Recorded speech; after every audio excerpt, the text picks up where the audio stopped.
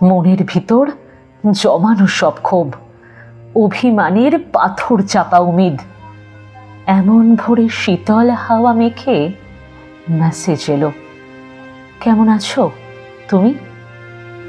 হাত কেঁপেছে, গলার ভিতর দম, দীর্ঘশ্বাস আটকে গেছে কথায়। একদিন যা ব্যথার প্রলেপ ছিল বদলে গেছে জীবন নেওয়া পীড়ায়। তবুও খুব বলতে চেয়ে মন জখম বাড়ায় ক্ষতের উপর এসে। ভালো থাকার ইচ্ছা করেও রোজ হারিয়ে যাচ্ছি তোমায় ভালোবেসে।